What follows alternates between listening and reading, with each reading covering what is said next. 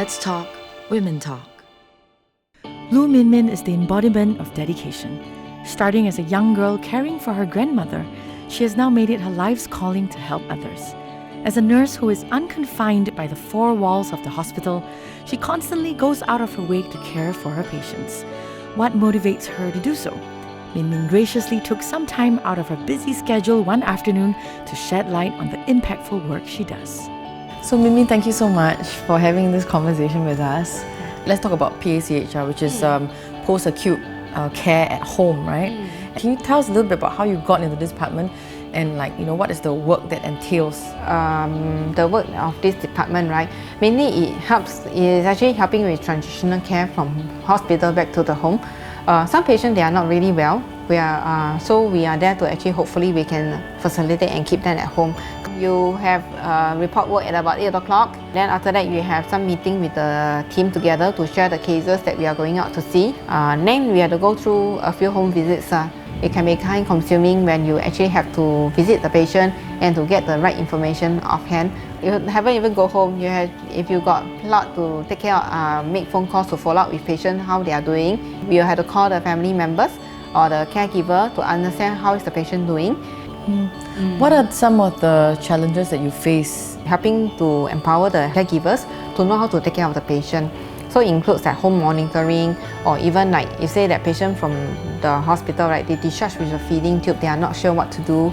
So we are there to teach them. So it's a lot of affirmation and to telling them that what you're doing is no different from me. Yeah, it's just that we need you to be more relaxed. You don't have to be a nurse to do it, because when I'm not trained as a nurse, I'm also doing that for my grandmother. Sometimes it's like family may not have a correct expectation of what is expected of the care of the patient. We have to align that together with the carer, who is sometimes is the helper. So a lot of times it's like the family members will say that how come something they are not doing this. We have to really explain to them that this is part of the consequences of that particular stroke or dementia. So we are there to actually try to smoothen the expectation, and hopefully we can come to a common platform. So you obviously see a very different environment, right, from the hospital, and then when you actually go down to their homes and you see a very different side of them also, right? Yeah, that's right. Because sometimes in the hospital, when you try to explain it, maybe this is the grandpa's character, he doesn't want to listen.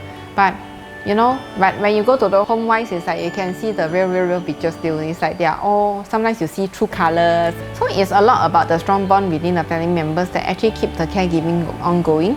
The home environment is always the nicest, and on top of it, they are familiar. And once they adjust back to the home environment, somehow, and of course the family culture, going back to the old culture, you'll see very interesting happen. That's why I thought that when you see patients in the community, there's always that extra touch that you can see, because in the community wise, it's like we are talking about human social issues and all these things. Apart from healthcare wise, it's like you deal with a lot with human expectation, perspective. We are all born in a community together to support one another. What you're doing is obviously not an easy part of nursing.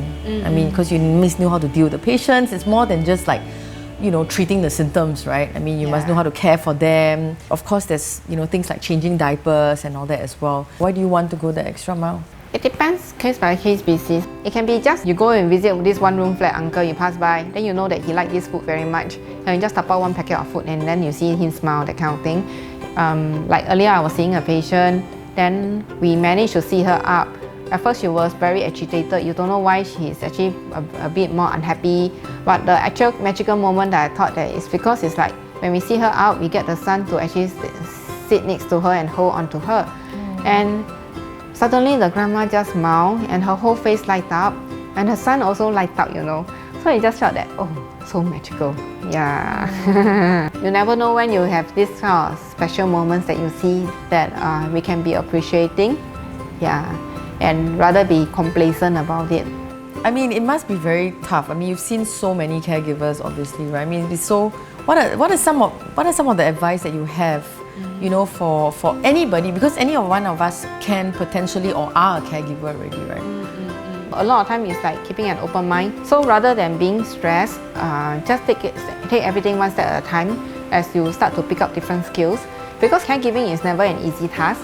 365 days a day you are taking care, and sometimes you really feel that this is very heavy. for a person and learn to look for moments of appreciation down there. What I meant by appreciation is that when the person shows you some response rather than a verbal thank you. Because sometimes it's like being a caregiver, there's no thank yous one. We must accept that. I think it's really changing the perspective and then taking that, okay, when a person change already, you must just remember that a child change his character every part of their journey in life. So same goes with a person's health journey over a period of time as they grow older. So the journey always change. Every day is a learning thing. Sometimes you have to let go of what the strict rules that we have and learn to play along with the situation, because in community it's really playing by ear.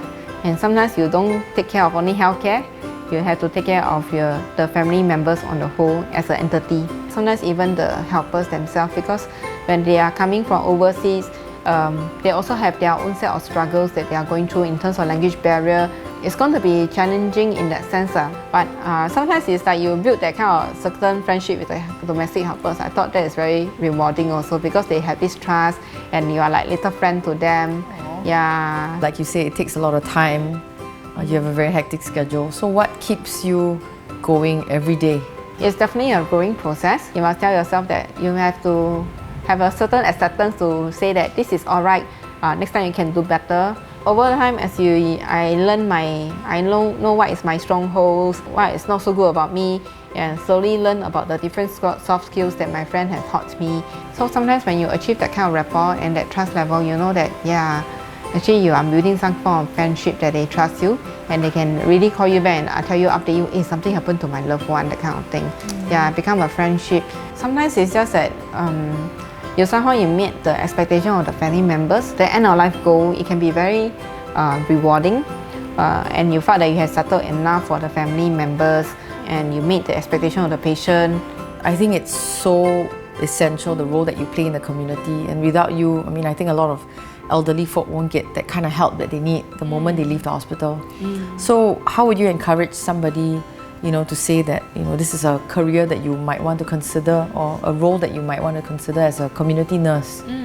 I feel that at the end of the day, if you want to see the real Singapore or the real family dynamics or the care level given to the patient, actually go back home, go to the patient's place, you can see the best. Because in a hospital, you are in a controlled area. So everything is actually nicely given, provided for you already. You will never understand the home environment, what kind of struggles they have and what kind of help they can really require. So by going to a home visit and you assess and you see for yourself the kind of struggles, you can really know whatever you help is actually of some substantial reason. So Min Min, what is empowerment to you? It is actually helping the person. You say that they are not able to do something, to bring them to that platform to be able to do something that they think that they cannot achieve. Like a helper who think that maybe they cannot, or a family member think that they cannot really take care of the patient. After being advised, taught, and somehow they become expert in that area. Thank you, Min Min, so much for having such a very big heart, for caring so much, I think, about the community, and also, for having so much compassion for them, and like you say, really empowering them with the knowledge, and helping them to be where they need to be.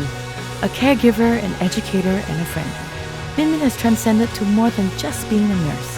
Her commitment and dedication towards helping others reminds us that sometimes going out of our way in our profession can have a profound impact on someone else's life.